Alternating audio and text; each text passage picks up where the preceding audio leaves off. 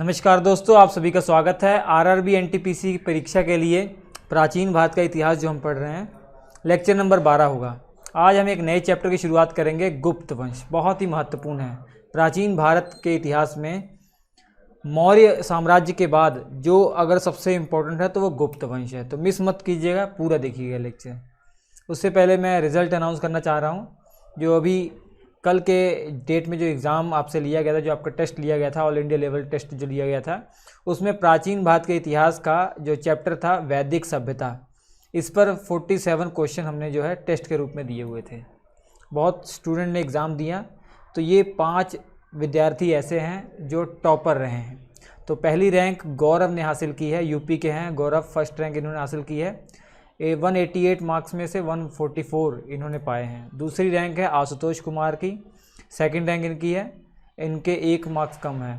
Third rank Ankit Kumar है, fourth rank Rahul है। इन्होंने अपनी प्रोफाइल अपडेट नहीं की हुई है हमारी एप्लीकेशन पर। अगर आप टेस्ट दें तो अपनी प्रोफाइल अपडेट कर लें ताकि आपकी तस्वीर भी आ सके, और जो आपका जो स्टेट है उसको भी आप मेंशन कर दिया करेंगे। तो फिफ्थ रैंक आई है बीना थापा की। तो फिफ्थ रैंकिंग की आई है, 118 नंबर के आए हैं। तो नेक्स्ट टेस्ट जो होने वाला है आपका, वो प्राचीन भारत के इतिहास का बौद्ध धर्म पर होगा। देखिए, मैं जो आपको पढ़ा रहा हूँ सीरियल वाइज चैप्टर वाइज ना, इन्हीं को मैं टेस्ट के रूप में आपसे पूछ रहा हूँ। तो क्या मैं ये जानना चाह रहा हूँ आपने जो पढ़ा है वो अच्छे से पढ़ा है कि नहीं, जो पढ़ाया गया आपको अच्छे से समझ में आ रहा है कि नहीं। तो बहुत अच्छा स्कोर कई स्टूडेंट कर रहे हैं। 2 स्टूडेंट यहाँ पर देखिए रिपीट हुए हैं। पहला जो टेस्ट लिया गया था उसमें भी इन्होंने टॉप किया था, इसमें भी टॉप किया था। ये जानकर मुझे बहुत खुशी हुई। तो आप भी टेस्ट दीजिए। टेस्ट अगर देना चाह रहे हैं तो कुछ प्रॉब्लम नहीं है उसमें। आपको सिंपल सा काम करना है, श्री एजुकेशन एप्लीकेशन ये डाउनलोड करनी है। प्ले स्टोर से आप डाउनलोड कर सकते हैं। वीडियो के डिस्क्रिप्शन में लिंक दिया हुआ है, वहाँ पे अपने नंबर से रजिस्टर कर लीजिए। सिंपल सी बात है। उसके बाद इस प्रकार का आपके इंटरफेस खुलेगा। तो उसमें बैच वाला ऑप्शन होगा। ये बैच वाला ऑप्शन आप क्लिक करेंगे तो ऐसा कुछ पूछेगा आपसे, एंटर बैच कोड। तो जिस बैच में ये टेस्ट दिए जा रहे हैं उस बैच का नाम है एनटीपीसी हिस्ट्री। तो हिस्ट्री फ्री टेस्ट ये लिखा हुआ है ना, यही बैच कोड है आपका। ये लिख दीजिए और ओके कर दीजिए। मैं 10-15 मिनट में आपको अपनी ओर से परमिशन दे दूंगा, तो आप इस बैच में ज्वाइन हो जाएंगे। क्लासरूम की तरह होगा, आपको फील आएगा पूरा। उसमें आपको टेस्ट प्रोवाइड किए जाएंगे, आप टेस्ट दे पाएंगे। जो नेक्स्ट टेस्ट आपको दिया जाएगा वो आज शाम 6 बजे से शुरू हो गया है वो, और कल 4 बजे तक, शाम 4 बजे तक ही रहेगा। ठीक है। जब आप टेस्ट देंगे आपको रिज़ल्ट बेस पे ये मालूम पड़ेगा कि आपके कितने सही हुए हैं, कितने गलत हुए हैं। सोल्यूशन उसका कल आएगा, शाम 4 बजे के बाद ही सोल्यूशन आपको दिखेगा। और आपकी जो रैंक होगी वो भी शाम को 4 बजे के बाद ही पता लगेगी आपको, क्योंकि 4 बजे तक टेस्ट का टाइम है। 4 बजे तक सभी स्टूडेंट टेस्ट दे लेंगे, उसके बाद रिजल्ट होगी। ठीक है। उसके बाद फिर 4 बजे के बाद ऐप पर जाइएगा और आपको रिजल्ट मालूम पड़ जाएगा। अब हम बात करने वाले हैं गुप्त साम्राज्य की। प्राचीन भारत के इतिहास में इसे स्वर्ण युग कहा जाता है, स्वर्णिम काल कहा जाता है एंशिएंट हिस्ट्री का। उसका भी कारण है क्योंकि इस टाइम पीरियड को आप देखेंगे, इस टाइम पीरियड के अंदर जितने भी क्षेत्र देखेंगे उन क्षेत्रों में अलग अलग विकास ही हुए हैं। क्षेत्र इन द सेंस मतलब साहित्य का क्षेत्र देख लीजिए, तो साहित्य के क्षेत्र में बहुत बड़ी बड़ी रचनाएं इस काल में हुई हैं, क्योंकि इस काल में बहुत बड़े बड़े विद्वान या कहा जाए बहुत बड़े बड़े लेखक जो थे, जो कवि थे, उन्होंने जन्म लिया है यहाँ पे। और चिकित्सा की बात की जाए, बहुत बड़े बड़े चिकित्सक भी यहाँ पे आए हुए हैं। और स्थापत्य कला के क्षेत्र में देखेंगे तो मंदिर यहाँ पर देखेंगे ना, अद्भुत मंदिर पाए गए हैं इस काल में। जो इस काल में मंदिरों का निर्माण हुआ था या भवनों का जो निर्माण हुआ था वो उसकी एक अलग ही पहचान है। तो इन्हीं सब के कारण वैज्ञानिक दृष्टिकोण से देखा जाए तब भी वो जो है एक बहुत ही अच्छा ये काल था। तो गुप्त साम्राज्य को इसलिए स्वर्ण युग कहा जाता है, नाम से पता लग रहा है। अब इसके काल निर्धारित की अगर बात करें कि किस समय की हम बात कर रहे हैं प्राचीन भारत का, वो कौन सा समय था जब गुप्त साम्राज्य या गुप्त वंश शासन कर रहा था, तो अलग अलग विद्वानों के अलग अलग मत हैं। तो मैंने पहले भी बता दिया कि ज़्यादातर जो प्राचीन भारत के इतिहास में डेट हैं वो अप्रोक्सीमेट ही बताई गई हैं। जो याद रखनी है वो मैं आपको बताता रहूँगा। तो गुप्त साम्राज्य का जो टाइम पीरियड है वो लगभग 319 ईस्वी से लेकर 467 ईस्वी तक था। तो आप अनुमान लगा सकते हैं लगभग 150 वर्षों तक इनका जो है शासन चलता है मुख्य रूप से। तो मैंने पहले भी बताया कि डेट के लिए आप युद्ध नहीं करिए हमसे, क्योंकि डेट विद्वानों के अलग अलग मत हैं, जो अप्रोक्सीमेट, जो एकदम ऑथेंटिकल है, वो आपको बताई जा रही है। ठीक है, तो डेट आपको झंझट ही नहीं रखना, याद ही नहीं रखनी डेट, तो क्यों आप परेशान होंगे। बस आप ये एक समय के अनुसार जो सारणी होती है एक दिमाग में रखने के लिए, ये अब हुआ था, इसके बाद ये हुआ था, उस हिसाब से मैं डेट आपको बता रहा हूँ कि आपके दिमाग में रहे कि हाँ मौर्य साम्राज्य आपने पढ़ लिया है। मौर्य साम्राज्य के बाद मौर्योत्तर काल में कुछ वंश आए हैं, वो आपने पढ़ा है, उसके बाद आप गुप्त साम्राज्य पढ़ रहे हैं। तो ये देखिए मौर्य साम्राज्य के टाइम पर इतना बड़ा शासन हो गया था ना। उसके बाद आपने देखा मौर्य साम्राज्य का जब पतन होता है तो भारत में छोटे छोटे वंश जो हैं, जो कि मौर्यों के ही पहले अधीन हुआ करते थे, वो अपने आप को स्वतंत्र उन्होंने कर लिया, वो शासन कर रहे थे। और मौर्योत्तर काल में विदेशी आक्रमण भी हुए थे, वो भी आपने पढ़ लिया। लेकिन उसके बाद एक ऐसा वंश आता है जो मौर्यों की तरह ही अपने आप को संगठित करने का प्रयास करता है और लगभग पूरे भारत पर वो अपना साम्राज्य स्थापित करने का प्रयास करता है, लेकिन वो मौर्यों की तरह सफल नहीं हो पाते हैं। ये देखिए मैप की सहायता से देख पा रहे हैं, दोनों में कंपैरिजन कीजिए, दोनों में कंपैरिजन करके देखेंगे तो थोड़ा बहुत अंतर आएगा। तो इनका जो साम्राज्य था ये मौर्यों की कंपैरिजन में कम फैला हुआ था। लेकिन प्राचीन भारत के इतिहास में दो ही तो वंश ऐसे हैं जिन्होंने केंद्रात्मक सत्ता जो है स्थापित की थी, एक मौर्य साम्राज्य और एक आपका गुप्त साम्राज्य। इसके अलावा कोई और आप बता दीजिए मुझे ऐसा वंश जिन्होंने इनके कंपैरिजन में अधिक या इनके बराबरी भी करने का प्रयास किया हो। पुष्यभूति वंश हालांकि आगे पढ़ेंगे, लेकिन वो उत्तर भारत तक ही तो सीमित रह गया था। ठीक है, तो मौर्य साम्राज्य और गुप्त साम्राज्य को पढ़ना तो बहुत आसान है, लेकिन बाकी जो अन्य वंश हैं वो छोटे छोटे क्षेत्रों में अपना अधिकार कर रहे थे। तो छोटे क्षेत्रों में अधिकार कर रहे थे तो दूसरे क्षेत्र में कोई और वंश पैरेलल में चल रहा होगा, तो इस बात को लेकर बच्चों में कन्फ्यूज़न होता है। लेकिन मैं आपको इतने सिंपल तरीके से बता रहा हूँ तो आपको कन्फ्यूज़न होगा ही नहीं। ठीक है, जैसे जब मौर्य साम्राज्य का पतन हुआ था तो मौर्य साम्राज्य के पतन के बाद जो मौर्योत्तर काल आपने पढ़ा, जैसे सातवाहन वंश पढ़ा आपने, शुंग वंश पढ़ा, कण्व वंश पढ़ा और विदेशियों का जो आक्रमण हुआ वो पढ़ा आपने। आखिरी जो विदेशी आक्रमण हुआ था, कुषाणों का आक्रमण हुआ था, वो पढ़ लिए ना। तो वो आपके भारत के उत्तर की तरफ ही सब कुछ हो रहा था, लेकिन दक्षिण में भी तो कोई साम्राज्य था, दक्षिण में भी तो राजा हुआ करते थे, उनके बारे में हम लास्ट में पढ़ेंगे। दक्षिण भारत का अलग से इतिहास पढ़ेंगे। तो जब मैं आपको पढ़ाता रहूँगा दक्षिण भारत का इतिहास, तो मैं आपको बताता रहूँगा कि ये वंश दक्षिण में चल रहा है तो इसके पैरेलल में उत्तर की तरफ कौन सा वंश था या कौन सा साम्राज्य था, ताकि आपको पढ़ने में आसानी हो। आपने नोट किया होगा कि मैं दक्षिण भारत के बारे में ज़्यादातर आपको नहीं बता रहा हूँ, दक्षिण भारत का इतिहास अलग है। ठीक है, जैसे गुप्त वंश पढ़ लिया और उसके बाद गुप्त वंश के बाद जो गुप्तोत्तर काल आएगा, गुप्तोत्तर काल में जैसे पुष्यभूति वंश आप पढ़ेंगे और भी कई अन्य वंश आएंगे, उनको पढ़ने के बाद मैं दक्षिण भारत का इतिहास आपको अलग से पढ़ाऊँगा। तो दक्षिण भारत के इतिहास में सबसे पहले जैसे संगम वंश पढ़ रहे हैं, चेर और चोल और आपके जो पांडे वंश हैं, तो इनको पढ़ाने से पहले मैं आपको बता दूंगा कि ये जब शासन कर रहे हैं दक्षिण भारत में तो उत्तर की तरफ कौन से राजा थे या कौन अधिकार था इनका, कौन सा साम्राज्य चल रहा था। ठीक है, तो कन्फ्यूज़ ना होइए, आपको बहुत आसानी से बताने वाला हूँ मैं। ठीक है, स्टेप बाय स्टेप पढ़ते रहिए, अपने आप को जाँचने के लिए टेस्ट जरूर दीजिए। तो आपको समझ में आ गया, दोनों में कंपैरिजन हो गया कि मौर्य साम्राज्य और गुप्त साम्राज्य में क्या फ़र्क था। अब गुप्त साम्राज्य का ये जो शासन है ना, इतना तक फैल गया था, ये डायरेक्ट थोड़ा ना फैला था, धीरे धीरे फैला था। जैसे गुप्त साम्राज्य में एक शासक आएंगे, पहले चंद्रगुप्त प्रथम आएंगे, तो चंद्रगुप्त जो प्रथम थे उन्होंने साम्राज्य को बढ़ाया, यहाँ तक बढ़ाया। ठीक है, उसके बाद फिर समुद्रगुप्त आएंगे, उनका जो शासन जो है इन्होंने यहाँ तक बढ़ा दिया। ठीक है, उसके बाद चंद्रगुप्त विक्रमादित्य आएंगे या चंद्रगुप्त द्वितीय आएंगे, वो साम्राज्य ये बढ़ा देते हैं, तब जाकर ये बनता है।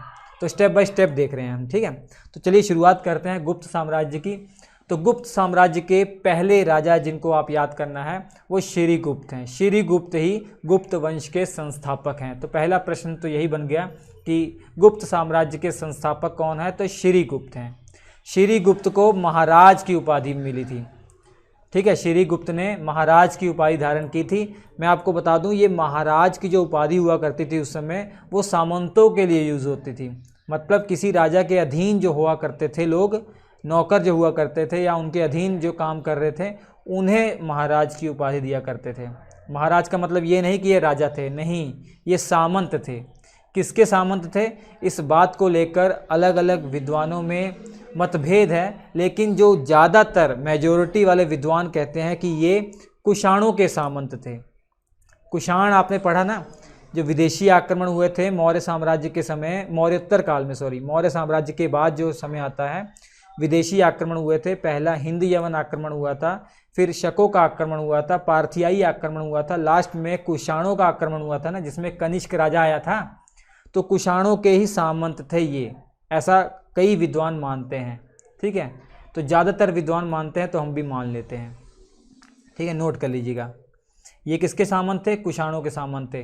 तो जो समय की जो सुई है वो इनकी तरफ उठी और इन्होंने अपने आप को स्वतंत्र करना शुरू कर दिया। उसके बाद इन्होंने अपना साम्राज्य को फैलाना शुरू कर दिया, और मौर्य साम्राज्य के बाद जो सबसे इम्पोर्टेंट बन गए, यही बन गए। ठीक है, चलिए, श्रीगुप्त का एक बेटे होते हैं जिनका नाम है घटोत्कच। तो घटोत्कच इसके बाद शासन चलाते हैं। तो ये दो नाम तो एवं ही हम पढ़ते हैं। मेन शुरू होते हैं इनके जो है पुत्र, घटोत्कच के पुत्र आते हैं चंद्रगुप्त प्रथम, या श्रीगुप्त के पोते कौन है, चंद्रगुप्त प्रथम। इनका जो टाइम पीरियड है लगभग 319 ईस्वी से लेकर 350 ईस्वी तक शासन करते हैं, लेकिन कई जगह आपको 335 ईस्वी भी मिल जाएगा। ठीक है, कई जो ऐसे विद्वानों हैं उन्होंने 335 भी बताया है, तो ये इसके लिए भी आपको जो है फाइट करने की कोई ज़रूरत नहीं है। तो 319 से 335 मानिए या 350 मानिए, लगभग दिमाग में फिट करिए कि कौन से टाइम की बात कर रहे हैं। तो चंद्रगुप्त प्रथम आते हैं, इनके बारे में बहुत चीज़ें आपको याद रखनी है। तो ये किसके पोते थे, श्रीगुप्त के पोते थे। किसके पुत्र थे, घटोत्कच के पुत्र थे, याद हो जाएगा। तो प्रारंभिक गुप्त शासकों में चंद्रगुप्त प्रथम सबसे शक्तिशाली थे। कभी कभार क्वेश्चन पूछा जाता है कि गुप्त वंश के वास्तविक संस्थापक किसे माना जाता है, तो वो चंद्रगुप्त प्रथम ही होंगे। कौन होंगे, चंद्रगुप्त प्रथम होंगे। सीरियल वाइज आसानी से समझते जाइएगा। अब ये महाराज घटोत्कच के पुत्र थे और गुप्त वंश के तीसरे शासक थे, तो सिंपल सी बात आपको समझ में आ गई। अब इनके काल में एक बहुत ही महत्वपूर्ण घटना ये हुई थी, इन्होंने जिससे शादी की थी वो लिच्छवी की राजकुमारी थी। लिच्छवी की राजकुमारी से इन्होंने शादी की थी। ठीक है, तो लिच्छवी की राजकुमारी का नाम भी आपको मालूम होना चाहिए, कुमार देवी। कुमार देवी। अब इनके द्वारा जो सिक्के चलाए गए थे, उन सिक्कों पर दो तस्वीरें आपको दिखेंगी। एक तो इनकी खुद की है चंद्रगुप्त की, और दूसरी इनकी रानी जो थी कुमार देवी, उनकी तस्वीर है। देखिए, ये इनके द्वारा जो सिक्का चलाया गया स्वर्ण सिक्का है, इस पर इनकी भी तस्वीर है और इनकी पत्नी की भी तस्वीर है, और कई सिक्कों में इन दोनों के नाम भी दिए हुए हैं। ठीक है, चंद्रगुप्त और कुमार देवी के नाम भी लिखे हुए हैं, नोट कर लीजिएगा। ठीक है, अब ये जानकारी विद्वानों को कहाँ से मिली होगी कि जो चंद्रगुप्त प्रथम है, इनकी पत्नी का नाम कुमार देवी था या वो लिच्छवी की राजकुमारी थी, ये जानकारी कहाँ मिली हुई है? अभिलेखों में लिखी हुई है, और जो मुद्राएं मिली हुई हैं उनसे भी बहुत अधिक जानकारी मिली हुई है। तो गुप्त वंश के बारे में अगर मैं ये कहूँ कि जानने का जो स्रोत है, वो ज़्यादातर स्रोत जो मुद्राएं पाई गई हैं उससे है। ठीक है, इसके अलावा अभिलेख हैं और कई विद्वानों ने किताबें भी लिखी हुई हैं, आगे पढ़ते रहेंगे। ये सभी स्रोत हैं गुप्त वंश के बारे में जानने के। ठीक है, ये याद रख लीजिए। इसके बाद आपको चंद्रगुप्त प्रथम के बारे में ये याद रखना है कि चंद्रगुप्त प्रथम ने महाराजाधिराज की उपाधि ग्रहण की थी। इसके पहले जो थे वो तो महाराज थे, सामंत थे, स्वतंत्र रूप से ये आए चंद्रगुप्त प्रथम, और इन्होंने महाराजाधिराज की उपाधि ग्रहण की। याद हो जाएगा। अब मैं मैप की सहायता से आपको दिखाता हूँ। शुरुआत देखिए, छोटे लेवल पे शुरुआत हुई थी इनकी, पाटलिपुत्र के आसपास के क्षेत्र से शुरुआत हुई थी। इन्होंने साम्राज्य अपना यहाँ तक बढ़ा दिया। ये कौन है? चंद्रगुप्त प्रथम। उसके बाद आगे पढ़ेंगे, चंद्रगुप्त प्रथम के जो पुत्र आएंगे उन्होंने साम्राज्य देखिए यहाँ बढ़ा दिया, ये वाला साम्राज्य, ये बहुत अच्छे से बढ़ाया था। उसके बाद चंद्रगुप्त प्रथम के बेटे के बाद समुद्रगुप्त। अब समुद्रगुप्त को पढ़ने के बाद कई और राजा आएंगे, उसके बाद आते हैं चंद्रगुप्त द्वितीय या चंद्रगुप्त विक्रमादित्य, और ये वाला साम्राज्य भी वो हासिल कर लेते हैं, गुजरात वाला, जहाँ पर शकों का पहले शासन था।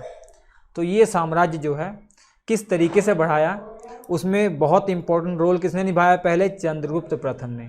तो ये आपको सब बातें याद रखनी पड़ेंगी।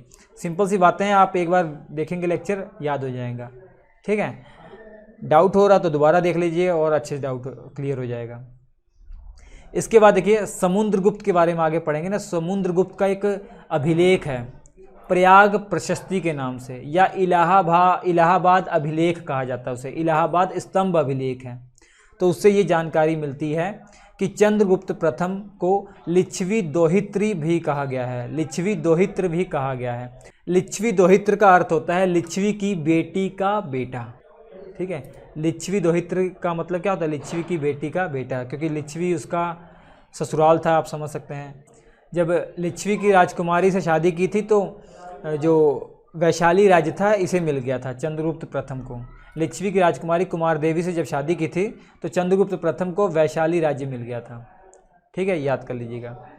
इसने अपने स्वर्ण सिक्कों पर अपनी पत्नी कुमार देवी का नाम भी खुदवाया था, और इन सिक्कों के पृष्ठ पर लिच्छवी उत्कीर्ण है। ठीक है, एग्जैक्टली लिच्छावे लिखा हुआ, इसका अर्थ होता है लिच्छवी। ठीक है, ये तो हम बता ही चुके हैं आपको, बहुत आसान है। इसके बाद गुप्त वंश के शासकों में चंद्रगुप्त प्रथम वो पहला शासक था जिसने चांदी के सिक्के चलवाए थे। इससे पहले दो राजा थे, वो तो सिंपल से सामंती के टाइप ही थे, तो पहला ये राजा बनता है, तो सिंपल सी बात है, सिंपल सी बात आपको याद हो जाएगी। तो चंद्रगुप्त प्रथम वो गुप्त वंश का पहला शासक था जिसने चांदी के सिक्के चलवाए थे। महत्वपूर्ण नहीं है, एक नोट कर लीजिएगा। शक संवत, विक्रम संवत तो आप पढ़ चुके हैं। इसके अलावा गुप्त संवत भी आप याद रखिए। गुप्त संवत 319 ईस्वी से 320 ईस्वी के बीच का टाइम है, ये गुप्त संवत कहलाता है। और जी ठीक है, उसके अलावा शक संवत आपने पढ़ा, 78 ईस्वी को शक संवत शुरू होता है, और इन दोनों के बीच में जो अंतर है वो 241 वर्षों का अंतर है। ठीक है, याद रखेंगे। अब इसके बाद आते हैं समुद्रगुप्त। समुद्रगुप्त चंद्रगुप्त प्रथम के उत्तराधिकारी होते हैं। समुद्रगुप्त को भारत का नेपोलियन कहा गया है। भारत का नेपोलियन, ऐसा कहा जाता है कि इसने जितने भी युद्ध लड़े ना उसमें लगभग जीत ही हासिल की, तो इसलिए भारत का इसे नेपोलियन कहा गया है। अब ये किसका पुत्र था, चंद्रगुप्त प्रथम का पुत्र था। तो साम्राज्य हमने आपको मैप में दिखाया, तो इसने साम्राज्य को कितना बढ़ा दिया था, गुप्त साम्राज्य को। इसके बारे में जो जानकारी का प्रमुख स्रोत है वो इलाहाबाद स्तंभ है, या जिसे प्रयाग प्रशस्ति के नाम से भी जानते हैं।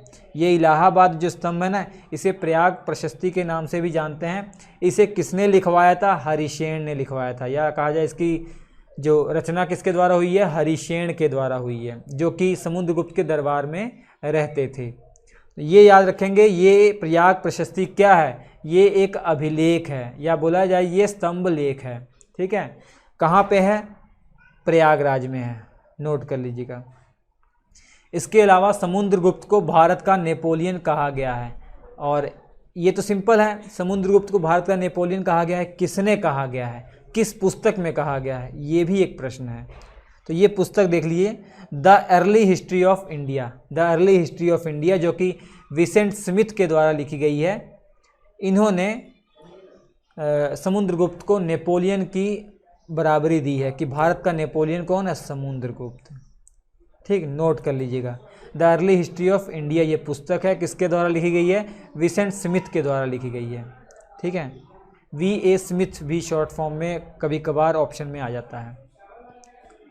अब समुद्रगुप्त ने कई उपाधि धारण की थी, लेकिन जो उसमें सबसे ज़्यादा पूछी जाती है और सबसे इम्पोर्टेंट है वो है पराक्रमांक।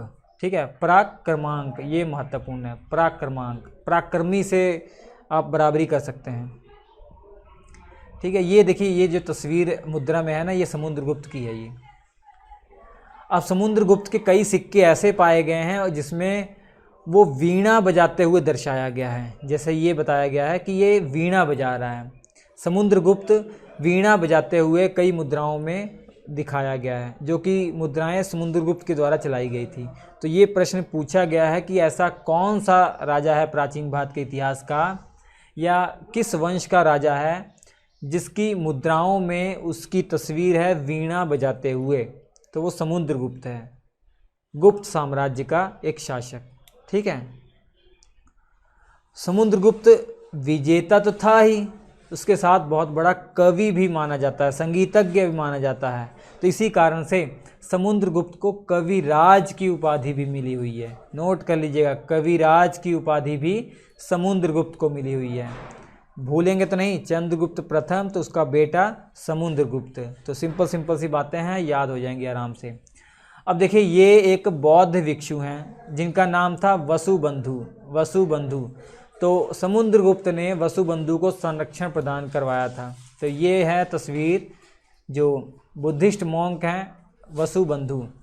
ठीक है, इसके अलावा समुद्रगुप्त से श्रीलंका के शासक मेघवर्ण ने गया में एक बौद्ध मठ बनवाने की अनुमति मांगी थी। श्रीलंका के एक शासक थे मेघवर्ण, उन्होंने समुद्रगुप्त से अनुमति मांगी थी कि क्या हम बौद्ध गया में, जहाँ पर महात्मा बुद्ध को बौद्ध की प्राप्ति हुई थी, ज्ञान की प्राप्ति हुई थी, क्या हम उनके लिए वहाँ पर एक मठ बनवा सकते हैं। तो समुद्रगुप्त ने कह दिया हाँ आप बनवा सकते हैं। तो बाद में मेघवर्ण ने बनवाया भी था। ठीक है, मेघवर्ण कहाँ का शासक था उस समय, श्रीलंका का, जिसने परमिशन मांगी थी किससे, समुद्रगुप्त की।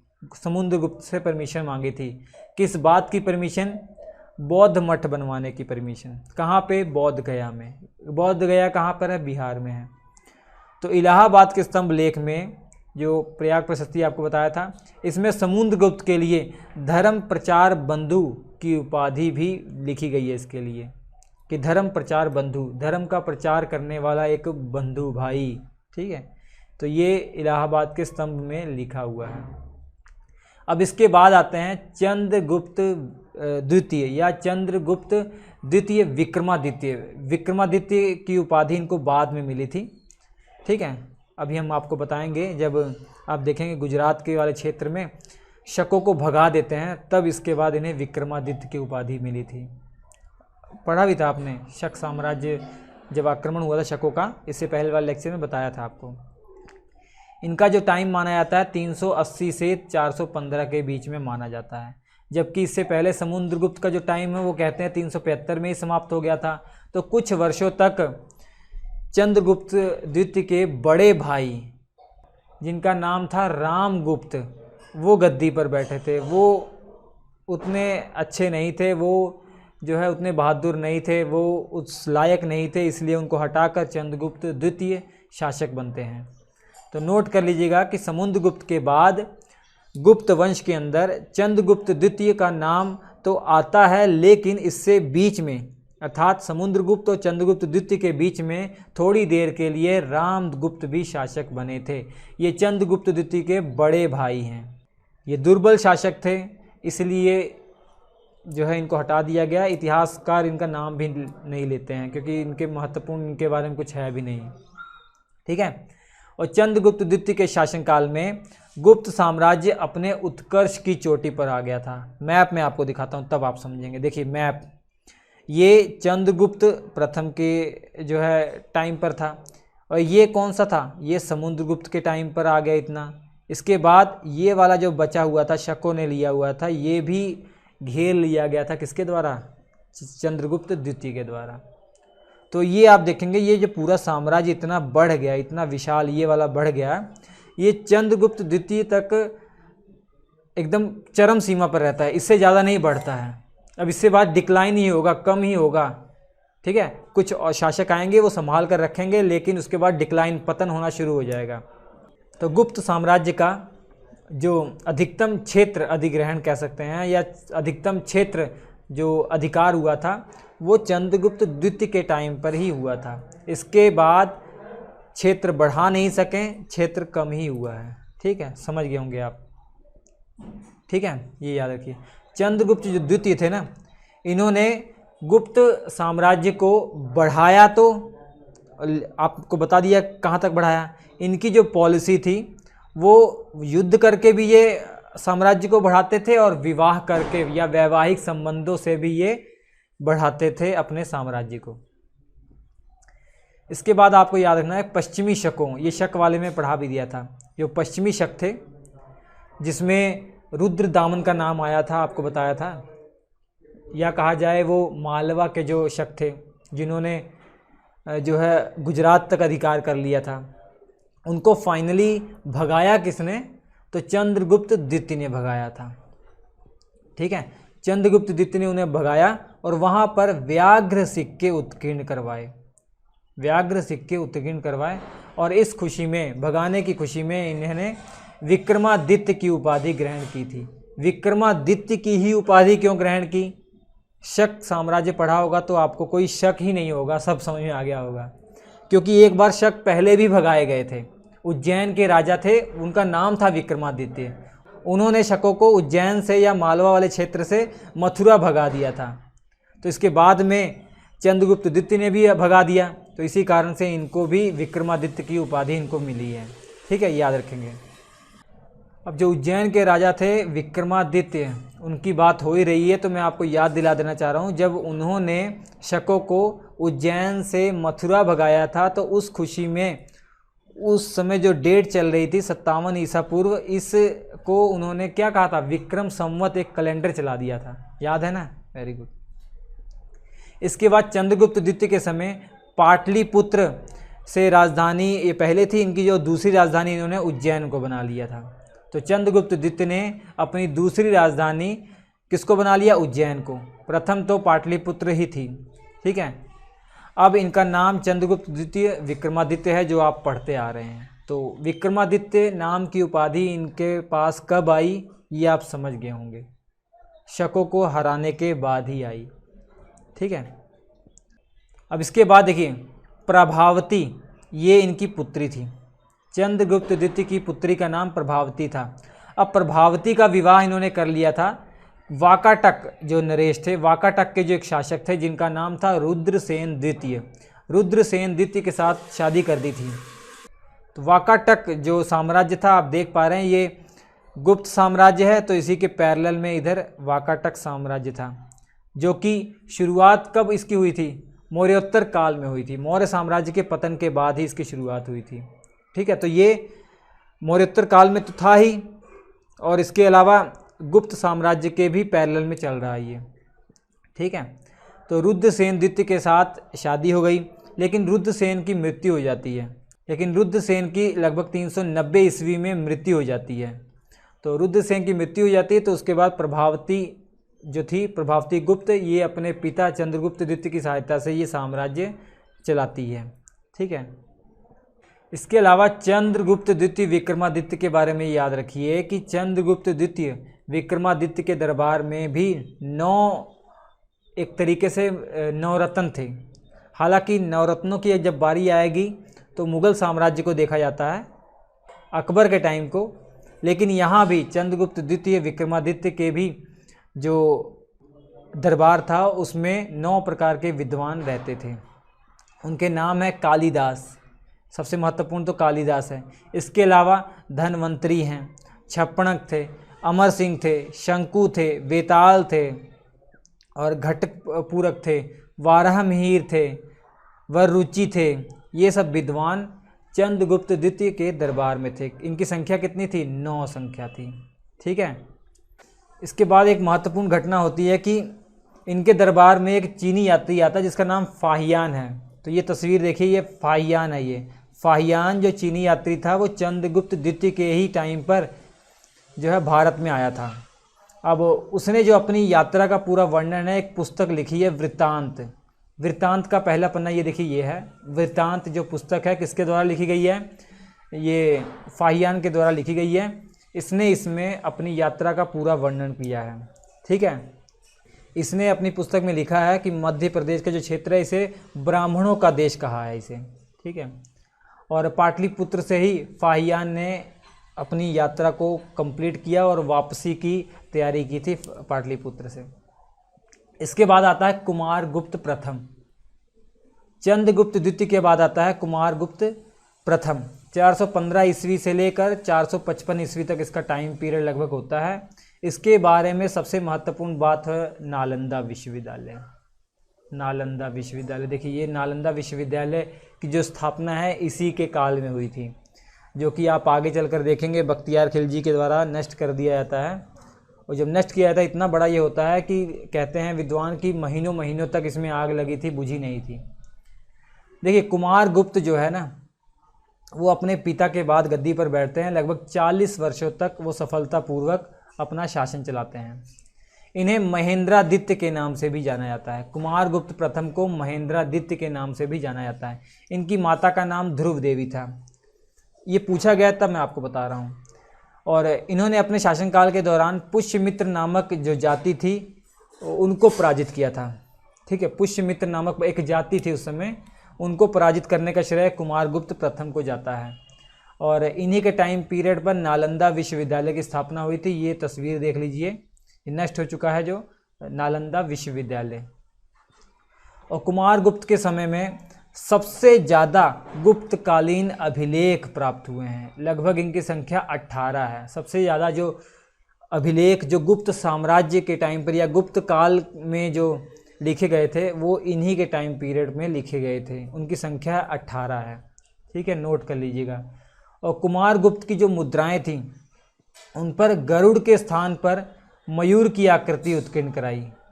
ठीक है, जो मुद्राएं थी जो पहले ये प्रचलन था गुप्त शासकों में कि वो गरुड़ की आकृति करते थे ना, उसकी जगह ये मोर की आकृति इन्होंने बनवाई थी। इस प्रकार की मुद्रा के मुख भाग पर मयूर को खिलाते हुए राजा की आकृति उत्कीर्ण है। मतलब जो मुद्राएं हैं उसमें ये दिखाया गया है कि जो राजा है वो मोर को खिला रहा है। ठीक है, और कुमार गुप्त के सिक्कों से पता चलता है कि वो उसने अश्वमेध यज्ञ भी करवाए थे। कि इनके सिक्कों को अगर नज़र डाला जाए तो पता लगता है कि इन्होंने अश्वमेध यज्ञ भी करवाए थे। किसने? कुमार गुप्त प्रथम ने। इसके बाद आते हैं स्कंद गुप्त। 455 से 467 ईस्वी तक इनका टाइम चलता है। कुमार गुप्त के उत्तराधिकारी होते हैं, अर्थात उनके पुत्र थे ये। इनके शासनकाल में हुणों का आक्रमण हुआ था। हुणों एक बर्बर जाति थी जो बाहर से आए थे ना, ये परेशान कर रखा था गुप्त वंश को। जैसे स्कंद गुप्त में इन्होंने आक्रमण कर दिया तो इन्होंने परेशान करके रखा हुआ था। तो ज़्यादातर विद्वान मानते हैं ना कि इनका पतन जो है, गुप्त साम्राज्य का जो पतन है हुणों के कारण ही हो गया। जो हुण जो आक्रमण कर रहे थे उनके कारण हो गया। हुणों का आक्रमण हुआ तो वो हमें मालूम कैसे पड़ा? एक भीतरी स्तंभ है, एक भीतरी स्तंभ लेख है। ये देखिए, ये भीतरी स्तंभ लेख है। ये जगह का नाम कहाँ है? भीतरी। भीतरी कहाँ पे है? ये यूपी में है। यूपी में गाजीपुर ज़िले में ये स्थान है भीतरी। तो ये अभिलेख है, एक स्तंभ बना हुआ, उस पर लेख लिखा हुआ है। तो इस पर लिखा हुआ कि स्कंदगुप्त के टाइम पर हुणों का आक्रमण हुआ था। और जूनागढ़ अभिलेख, जो कि आप समझ सकते हैं नाम से पता लग रहा है कहाँ पे है, ये गुजरात में है। जूनागढ़ अभिलेख के अनुसार स्कंदगुप्त ने हुणों के आक्रमण को विफल कर दिया था। हुणों का जो आक्रमण हुआ था उसको विफल कर दिया था। ये जानकारी हमें कहाँ मिली है? जूनागढ़ अभिलेख में।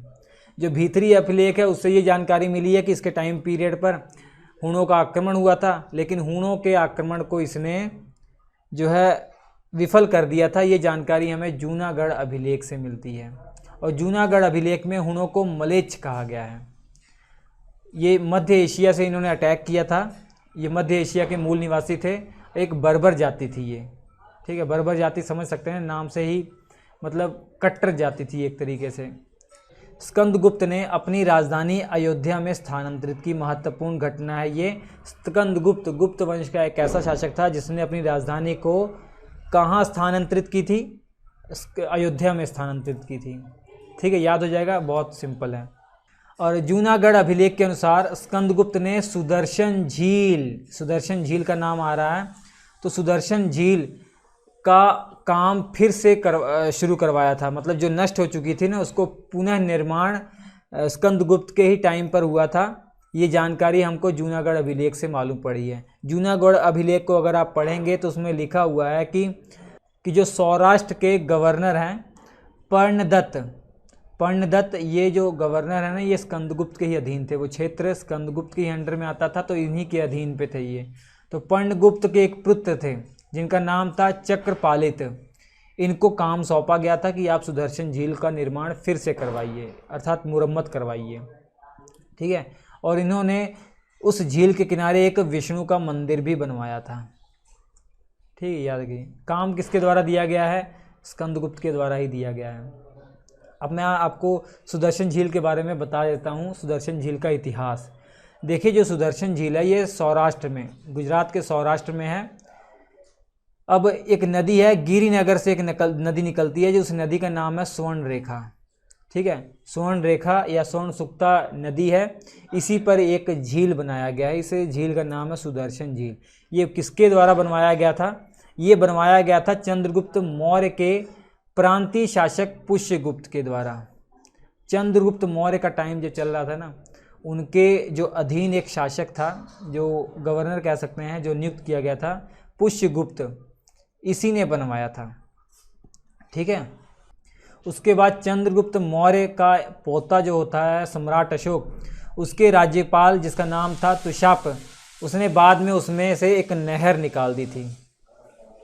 पहले सुदर्शन झील थी, उसके बाद उसमें से एक नहर निकाल दी थी, लेकिन ये झील नष्ट हो गई थी, बांध टूट गया था इसका। तो रुद्रदामन का जब टाइम आता है, रुद्रदामन का टाइम आप समझ सकते हैं, शक थे ये ना, शकों का वहाँ पे साम्राज्य था अपना, तो उसकी मुरम्मत करवाई जाती है, ठीक है। रुद्रदामन के अधीन जो शासक था सुविशाख, उसके द्वारा ये इसका मुरम्मत करवाया जाता है। उसके बाद फिर से ये इसकी मुरम्मत की ज़रूरत पड़ती है, फिर से नष्ट हो जाती है। तो इस बार किसके द्वारा करवाया गया? ये पर्णदत्त के द्वारा करवाया गया। पर्णदत्त का जो पुत्र था चक्रपालित, उसके द्वारा करवाया गया, ठीक है। तो स्कंदगुप्त के ही अंडर में वो था। और स्कंदगुप्त ने 466 ईस्वी में चीनी सम्राट सांग जिसका नाम था, उसके दरबार में एक राजदूत भेजा था। महत्वपूर्ण जानकारी है, एक नोट लिख लीजिएगा। जो स्कंदगुप्त का जो टाइम था ना, अपने अंतिम टाइम पर ये पतन में आ गया था, इसका पतन होना शुरू हो गया था।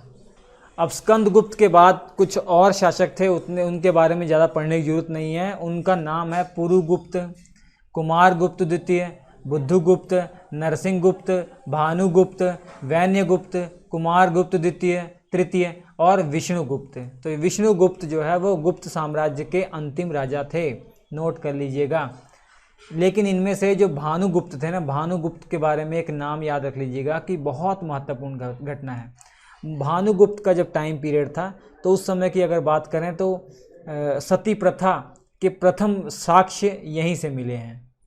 सती प्रथा जो एक कुप्रथा थी, जो कि बहुत दिनों तक चली आ रही थी, अंग्रेजों के द्वारा ये समाप्त की गई थी।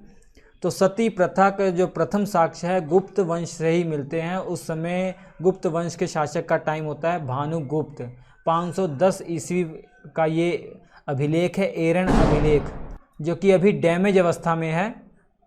एरण अभिलेख से प्रथम सती प्रथा के साक्ष्य मिलते हैं, और उस समय गुप्त वंश का शासक था भानुगुप्त, ठीक है। और विष्णुगुप्त गुप्त वंश का अंतिम राजा था, और लगभग 550 ईस्वी के आसपास गुप्त साम्राज्य पूरी तरीके से छिन्न भिन्न हो जाता है, ठीक है।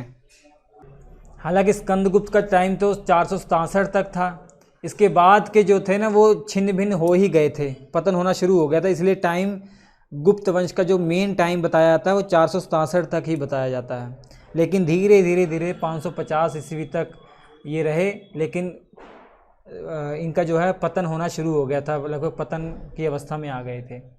अब इसके बाद गुप्त वंश का जब पतन होता है तो भारत में अलग अलग क्षेत्रों में नए नए वंशों का उदय होता है, उनके बारे में आपको पढ़ना है, वो होगा गुप्तोत्तर काल, ठीक है। चलिए, तो हम आपसे मिलते हैं अगले एपिसोड में। स्क्रीन पर 4 लेक्चर आ रहे हैं, देख लीजिएगा और टेस्ट जरूर दीजिएगा। नमस्कार।